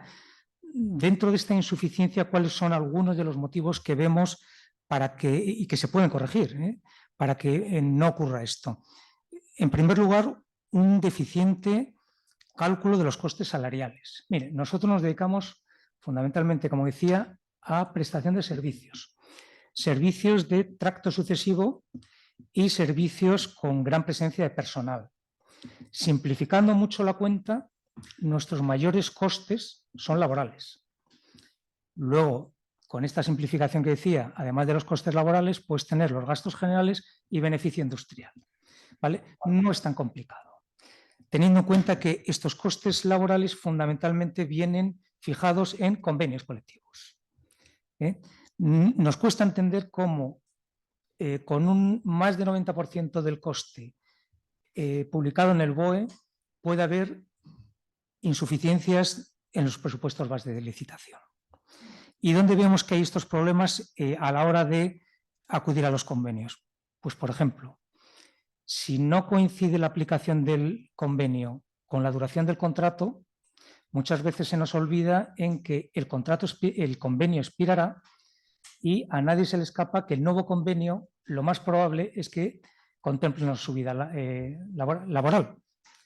Los trabajadores tienen derecho a que se les suba el salario. Los trabajadores tienen derecho a, en el ámbito de la negociación colectiva de relevancia constitucional, puedan negociar cuáles son sus salarios. Pues bien, echamos en falta con demasiada frecuencia que en los presupuestos bases de licitación no contemplan el que un convenio pueda expirar, no contempla que en un convenio ya vienen fijadas cuáles son las tablas salariales de los años que aplicarían tanto en toda la duración inicial como en las posibles prórrogas, y nos cuesta entender, como decía, el que no se ajusten con más precisión a los mismos. Otro de los conceptos que echamos en falta y que no tiene ninguna visibilidad es el del absentismo. Nosotros cada vez que hablamos de absentismo vemos muchísimas resistencias. Y entiéndaseme, aquí no me estoy refiriendo al absentismo fraudulento, que yo creo que ahí todo el mundo es consciente de que ha de ser erradicado. Me estoy refiriendo a que en la mayor parte de los casos el absentismo es el reflejo de unos derechos que tienen los trabajadores para ausentarse justificadamente de su trabajo. Y eso ha de ser valorado.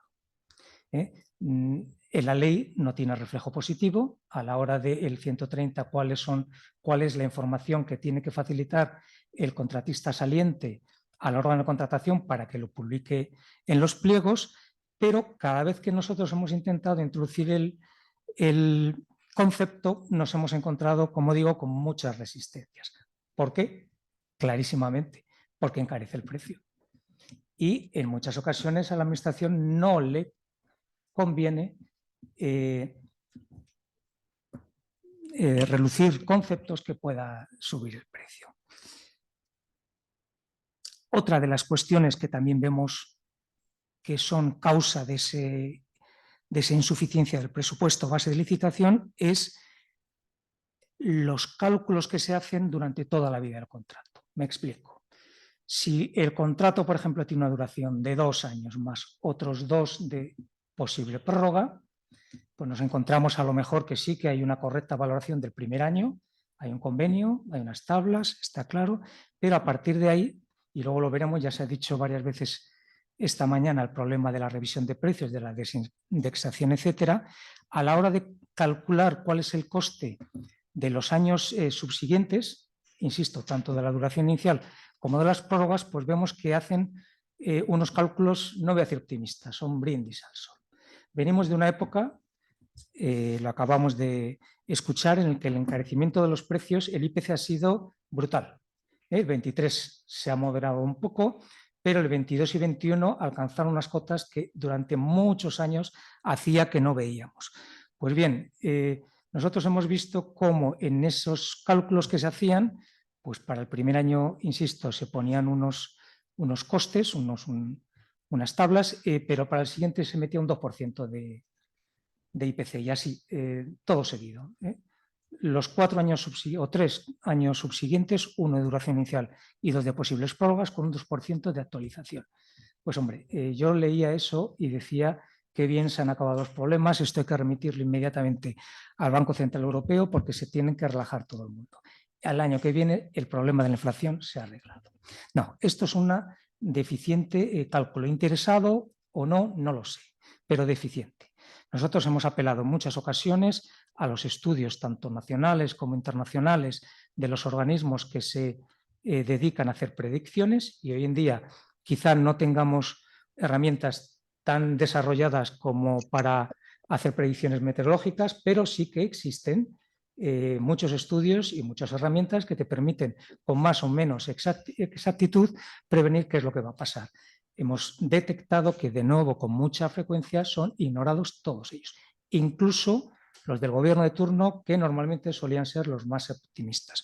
Cuando hemos ido a los tribunales, tanto administrativos como jurisdiccionales, pues nos viene a decir que eso era un futurible, y dentro del margen de discrecionalidad del órgano de contratación, pues que la cuenta estaba bien hecha. Vamos a ver, aquí estamos hablando de matemáticas, con lo cual, si ya desde el presupuesto base de licitación es insuficiente, no hay que ser muy avispado para que todo lo que va a venir después van a ser problemas. La segunda cuestión son los criterios de adjudicación calidad-precio. Y aquí tengo que recordar la Agenda 2020, antes se ha nombrado también.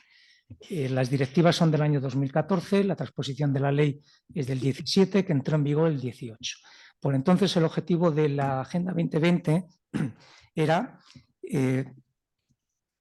diferenciar a la Unión Europea en su conjunto por términos de calidad. La anterior ley hablaba del criterio, la oferta económica más ventajosa, si bien ya la jurisprudencia se había encargado de introducir los elementos de calidad dentro de esa definición. No muy afortunada, pero que no solamente consistía en comparar precios, ¿vale? Había que ponerlo en relación a la calidad. Pues bien, nosotros lo que vemos es que es un abuso del criterio de precio. No nos hemos creído la Agenda 2020 y ya vamos camino de llegar a la mitad de la Agenda 2030 como objetivo, ¿vale? Los servicios que hacemos, insisto, son mano de obra, seguridad, de cuidados, etcétera. La ley exige en el 145 pluralidad de criterios. Bien, lo que nos encontramos en el fondo es que no se da la relevancia que debería a la oferta técnica, a los criterios técnicos, los de calidad, aquellos en los que nos teníamos que diferenciar, y se sigue acudiendo con demasiada uso a el precio, el subasteo, para que nos entendamos. Es más, también en demasiadas ocasiones vemos que ese cumplimiento del 145 de pluralidad de criterios es a base de los denominados criterios automáticos. Si dígame usted que va a hacer esto, yo lo voy a hacer con una mera declaración. Aquí tiene usted 5 puntos. Pues hombre, yo apelaría a que realmente se refuerce lo que es los criterios de adjudicación, la puntuación por criterios de calidad. De otra manera jamás vamos a innovar, jamás vamos a introducir calidad en los servicios que venimos a prestar y todo irá a precio. Cuestión que incardina una de las consecuencias de la gran recesión. No es mala. Yo creo que ahí aprendimos a cierta disciplina en las cuestiones presupuestarias y sostenibilidad financiera. Eso no es malo. La normativa introdujo mucha disciplina a los interventores, secretarios, a todos los órganos de la administración, de supervisión y de control, y eso está bien, pero no nos olvidemos que no solamente de un presupuesto se vive, también hay que pensar en la calidad, ¿vale? Y por último, de aquí voy a destacar la excesiva duración del proceso. Vamos a ver, aquí se ha dicho, cada vez pasan más cosas y más deprisa. Desde que se elaboran los pliegos, no digo desde que se publican, desde que se elaboran, cada vez pasan más cosas. Y casi todo es en contra de que esa cuenta se queda desfasada. Ese número se queda obsoleto. Con lo cual, si vamos al momento de la presentación, de la publicación, y no hablo ya de que se interpongan recursos a los pliegos o cualquier otro tipo de recursos que prevé la ley que dilaten ese procedimiento, sino simplemente lo normal. La ley habla, recordémoslo, que la Administración tiene un plazo de 20 días de la apertura, cuando hablamos de pluralidad, de 20 días de apertura, 157.3, yo me cuesta encontrar qué órgano de contratación se ajusta a dicho plazo. Me cuesta encontrarlo. Y es más, si se incumple no pasa nada. ¿Qué es lo que está pasando ahora? Que precisamente esa demora, antes no ocurría nada, porque ese número no se quedaba viejo tan fácilmente. Ahora, desde que se presenta la oferta, ya empiezan a pasar cosas. Hay un proyecto de ley en el que dice que va a subir el SMI y no se puede repercutir. Hay un proyecto de ley en el que se dice que se va a reducir el número de jornadas, eso tiene un impacto económico y al final se dilata este procedimiento. Además, desde que se produce la apertura hasta que se adjudica, la ley también habla, en este caso, cuando existe pluralidad de criterios, el 158 de la ley, de 2 meses para adjudicar. Yo que llevo unos cuantos años trabajando en contratación pública, no nos pasaba como nos pasa ahora el que tengamos que mirar el calendario para ver cuándo puedo retirar mi oferta sin que se pueda reputar de injustificada. Eso es un indicador de que algo está fallando. Porque si mi oferta se ha quedado vieja por lo que ha pasado con un proceso tan grande, tan largo, es que o nos ajustamos a los plazos que existen o se introducen mecanismos para que el licitador no quede desprotegido con una oferta que ya ve de suyo incumplible. Bien. Yendo a la siguiente fase, la de la ejecución del contrato, no me voy a detener aquí mucho en la revisión de precios, la desindexación. Yo creo que cada vez que hablamos de contratación pública este tema sale. Únicamente lo que voy a decir es que no es dable que ante una situación de cambiante realidad en el que los costes se incrementan y demás, la ley española no introduzca un mecanismo en el que se permita adecuar a esa realidad. El legislador no lo quiere, no lo pretendía, no lo dice en ningún sitio, las directivas tampoco. España es una rara avis. En este caso hay que volver a introducir elementos que permitan adecuar la realidad del contrato a ese cambiante contexto, ¿vale? El tema de la desindexación se introdujo en un contexto en el que estábamos a punto de ser intervenidos, acuérdense, ¿vale? Esto ha cambiado, gracias a Dios. Mi percepción es que se vive muy bien blindado. Esto es casi como contratar una hipoteca fija. Desde un lado tiene un precio y todos los males vienen para el contratista. Se apelaba antes al riesgo ventura y yo me acuerdo de la frase de cuánto riesgo y qué poca aventura. Esto hay que arreglarlo y es un tema únicamente económico, está perfectamente identificado por todos y es una cuestión de voluntad política. Yendo al siguiente punto, protagonismo de esta fase. ¿Qué quiero decir con esto? Yo cuando estudié había una asignatura que se llamaba administrativo. Hoy en día esto ha cambiado. La contratación pública es una especialidad. Hay especialistas, es muy dinámica, está cambiando todos los días. Y de ahí que nos estamos todo el día mirando el ombligo, ¿vale? Y yo al final lo que pretendo recordar es que, a ver, todo esto está para prestar servicios, está para ejecutar los contratos. Y la Administración lo ha reconocido muchas veces, que necesita más profesionalización, más recursos, bastante tiene con llegar a la preparación y adjudicación, que prácticamente cuando ha terminado un expediente tiene que empezar ya con el siguiente. ¿Vale? Hay que dedicar más recursos a la ejecución del contrato. Nosotros como contratistas invitamos a las administraciones públicas a que nos acompañen. Es esencial para conocer de primera mano los desafíos de la ejecución y además como un ejercicio para hacer un mejor pliego en la siguiente licitación. A nosotros nos cuesta mucho el decir cuál es nuestra realidad y se apela al riesgo y ventura. Acompáñennos. Los responsables del contrato a mí me parece una figura que debería tener más presencia. Está prevista en la ley, pero debería haber una mayor interlocución. En esa cambiante realidad, en el servicio también ocurren. Lo que queremos nosotros es buscar soluciones conjuntamente para el interés general, para la mejor prestación del servicio. Hay que prestar más protagonismo a esta fase. Y termino validado con lo anterior, el carácter instrumental de la compra pública.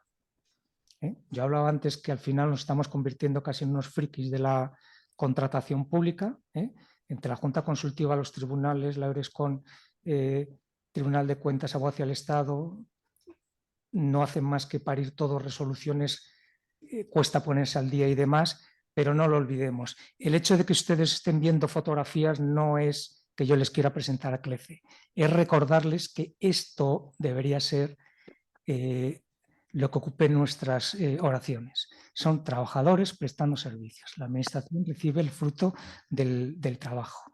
La contratación pública es el medio, no es el fin. ¿Vale?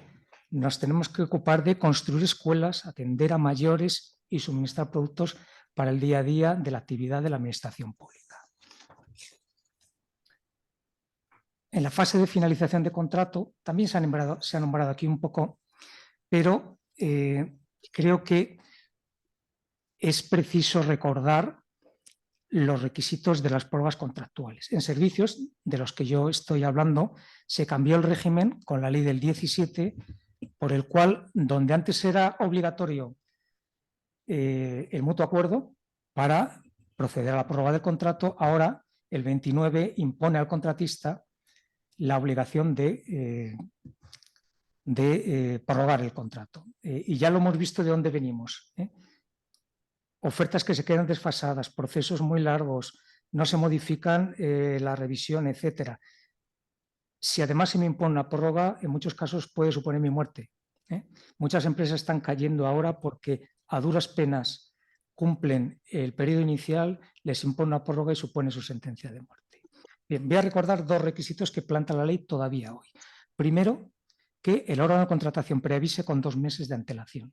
Ahí no hemos visto problemas. Es más, se cuida muy mucho la administración de hacerlo en plazo porque si no sabe que se juega ese blindaje al que me refería antes.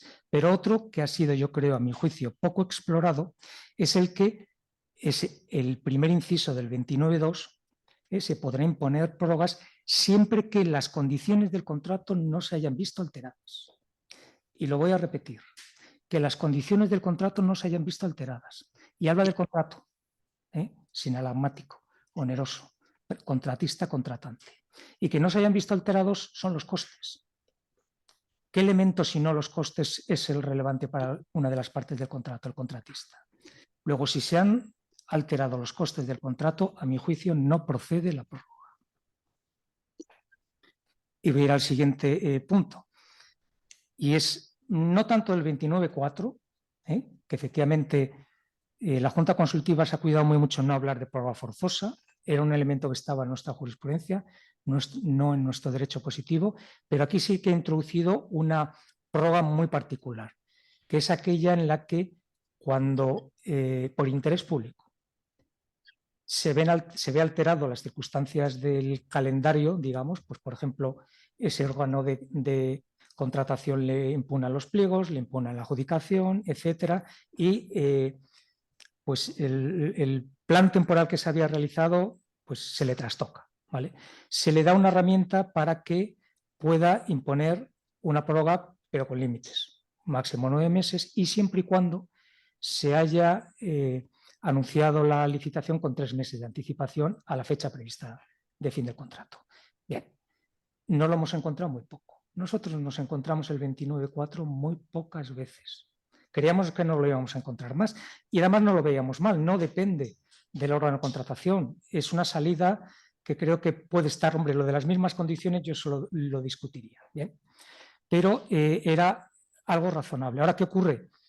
¿Por qué creo que no nos lo encontramos, por lo menos en nuestra experiencia, con demasiadas ocasiones? Pues porque es la herramienta del buen gestor, del previsor, cuanto menos 3 meses de anticipación.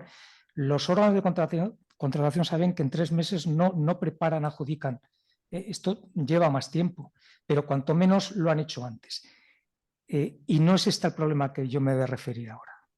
Me refiero a que llega el momento de finalización del periodo inicial y todas sus prórrogas, y no es que no haya nuevo adjudicatario, es que en muchas ocasiones no se ha iniciado ni siquiera el nuevo expediente.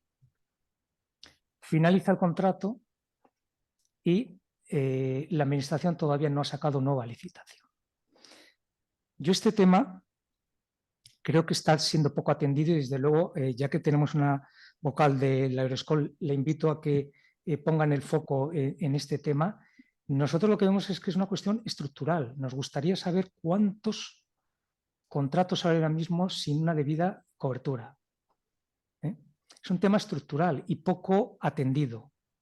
Para el contratista, y en nuestro caso sobre todo con una presencia de personas laboral tan importante, no podemos hacer barbaridades con esos trabajadores. No podemos entregar las llaves como hizo el maquinista o dejar a la gente en tierra. Además, tenemos muchos servicios esenciales, pero no tenemos herramientas para decir ¿por qué tengo que seguir yo aquí si mi riesgo ventura terminaba a la finalización del contrato y ni un minuto más? Es más, mi oferta ya no me obliga. Páguese lo que cuesta. Esto lo dice la Junta Consultiva también, sus informes del 2018. Y lo que nos gustaría es que pues, se ponga el foco la planificación, más medios y herramientas, desde luego, para que esas órdenes de continuidad que a veces te dan notas de encargo, enriquecimiento injusto, lo llama alguna comunidad autónoma, etcétera, pues pueda tener una adecuada respuesta. Los contratistas lo que pedimos es que se pague lo que cueste. Además, estas órdenes de continuidad que a veces no te dan ni papel, solamente hemos encontrado 2 tribunales contractuales administrativos que admitan el recurso especial en materia de contratación, en Cataluña y el País Vasco, porque al final lo que viene a decir es que es una forma encubierta de una adjudicación directa, o llámelo usted como quiera, pero es una manera de desviar la atención y no ajustarse al procedimiento para de facto hacer una adjudicación, ¿vale? Desde luego nos gustaría que se pongan más medios para evitar estas situaciones. Y al final, pues he hecho una mención. Sé que los contratos de servicio al final son herederos de toda la doctrina de los contratos de obra, que siempre ha tenido mayor presencia en nuestra ley de contratos, jurisprudencia, etcétera. Pero bueno, ahí seguimos teniendo un acto de recepción en el que la Administración no lo hace. Hombre, de lege ferenda. Háganlo o quítenlo de la ley, pero no nos tengan ahí siempre con los actos de recepción de los contratos de tratos sucesivos en los que pues no se lleva a cabo formalmente. Para finalizar, como propuestas, o qué es lo que pretendemos. Un contratista, si algo quiere, es certidumbre. Certidumbre a la hora de hacer sus cálculos de la oferta, certidumbre a la hora de cómo se van a interpretar los pliegos, las indicaciones, etcétera, y en definitiva hacer su trabajo lo mejor posible, ¿vale? Y sabemos que siendo la administración, las administraciones públicas, los clientes, al final ellos tienen que velar por el interés general. Bueno, pues estamos ya en el 2024, un signo de madurez sería buscar un mayor equilibrio entre las partes. Lo del interés general nos lo creemos también, nos lo creemos. Y creemos que se producen excesos con tantas potestades, prerrogativas que les da la ley. Fíjense que todavía la ley le da la potestad a la administración pública de interpretar una cláusula oscura, oscuridad que él mismo ha provocado. Y estas potestades y prerrogativas o los excesos derivados de ellas, creo que maduraríamos mucho si los sustituimos por ejemplaridad, transparencia y rendición de cuentas. Muchas gracias.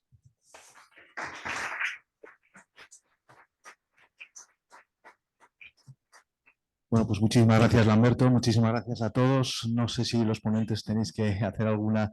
Estamos pasadísimos ya de tiempo. ¿Queréis hacer alguna aclaración o alguna cosa? Si no, os emplazo a todos para próximas sesiones. Ahí podremos seguro debatir más o hacer más preguntas o intervenciones. Y nada más, los socios el día 17 de junio tenemos la Junta y, como he señalado al principio, a medida que el proyecto que os ha presentado José Luis vaya dando sus frutos, pues iremos convocando a nuevas sesiones. Muchísimas gracias a todos por estar aquí, por vuestra presencia y vuestro interés. Gracias.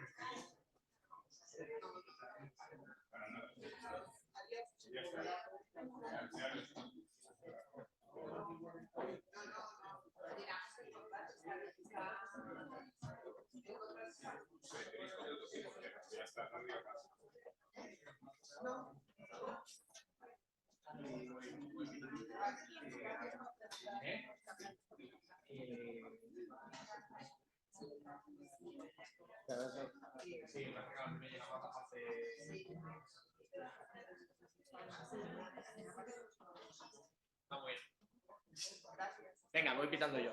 Hasta ahora.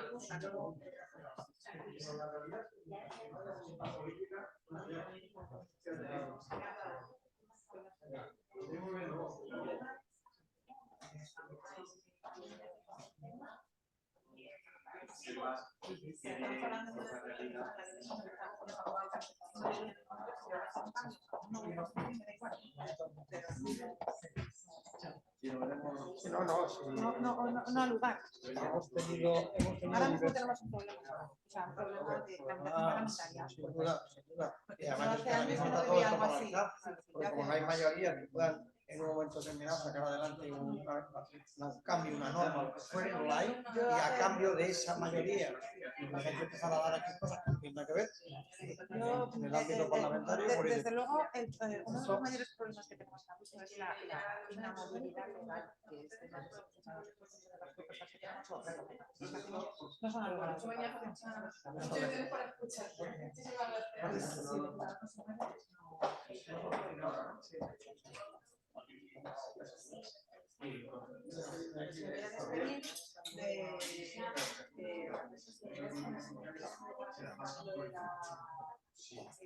Sí que he traído, no sé. Es que no sé si me traen las mías, si no.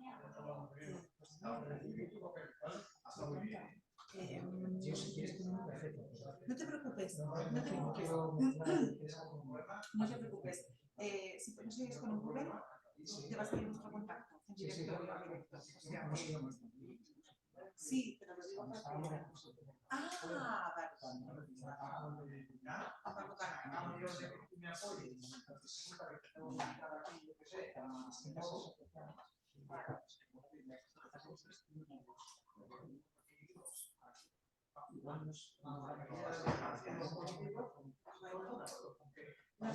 Siempre tenemos escucha activa, siempre. Y eso se va al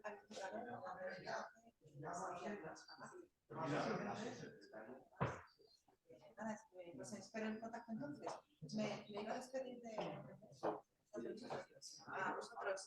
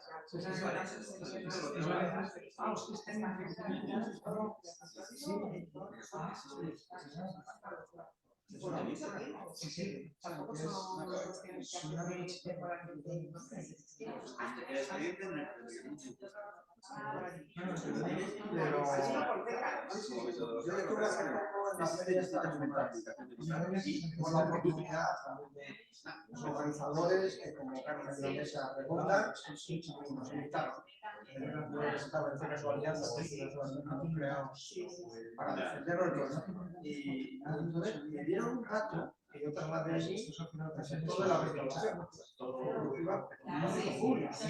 Y había 12 empresas que estaban dando de comer en lugares públicos y resulta que cuando propone la prórroga se impone. Pero entonces llegó el momento de decir, más de 4 años que llevo aquí, he perdido todo. Entonces yo voy a decir que no admito continuar. Entonces resulta que le podemos a usted solicitar una sanción.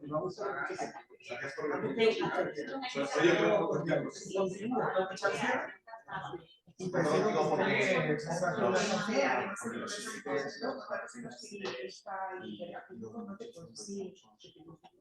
sí, todavía en otro tipo de contratos se marcha hacia el sanciones o hagan lo que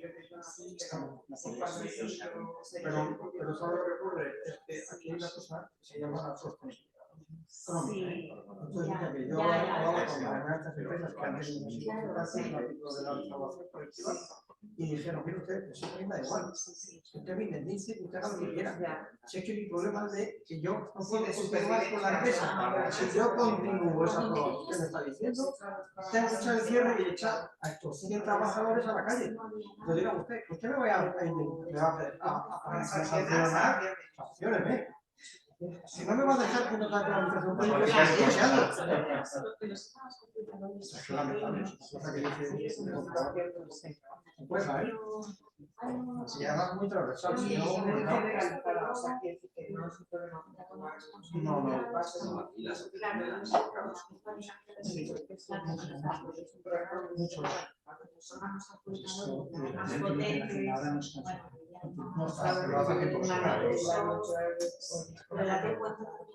Lo que pasa es que son nombres y apellidos, pero dar cuenta al Tribunal de Cuentas, que también luego supongo que algunos se llaman por dónde va eso. Y ahí no puede haber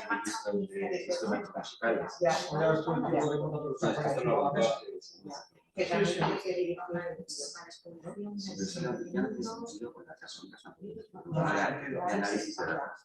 una revolución de Big Data. Pero ya lo ha dicho, con la inteligencia artificial lo ha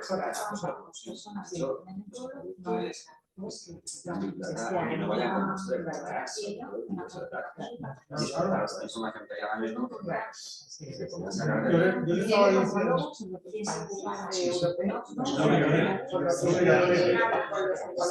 estaba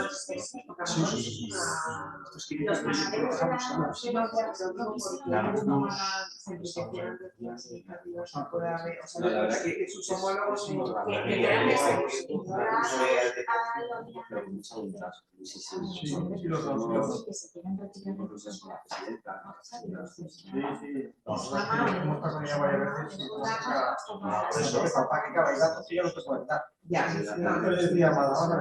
no tenéis un dato, por ejemplo, digamos, del número de concursos que se han quedado desiertos como consecuencia de normas como la ley de desinversados.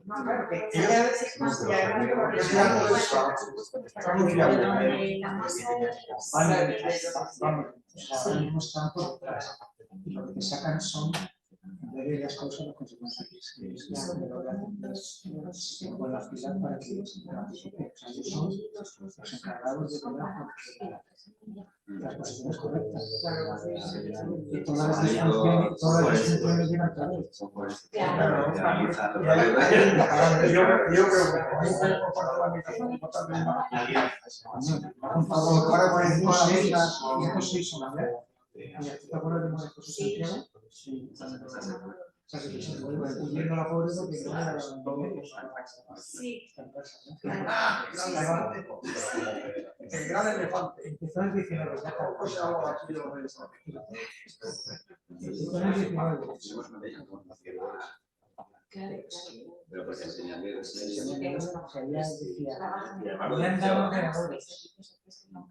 me han puesto un logo. Me han contratado no es por sí, no es por sí para que Tenía la responsabilidad de esa función y no tienen les dieron ahí un botecito con Bueno, yo eso no lo tengo. tenía bueno, estaremos una cosa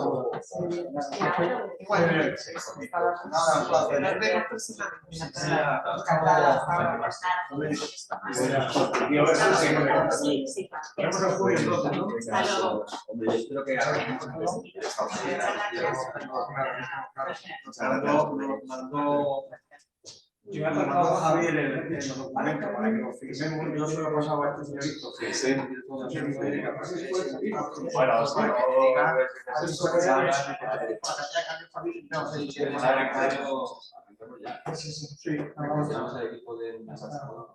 Ya está ahí. Bueno, sí, esta es la corrección de salida. Sí. Muy bien. Venga, un abrazo.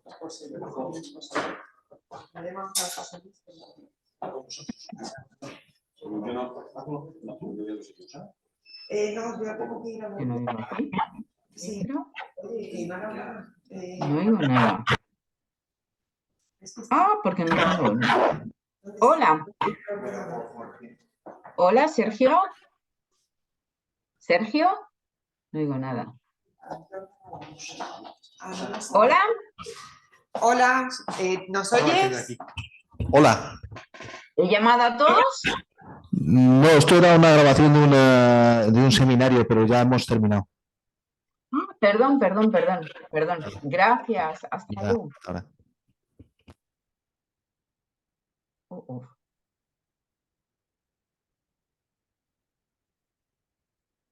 No.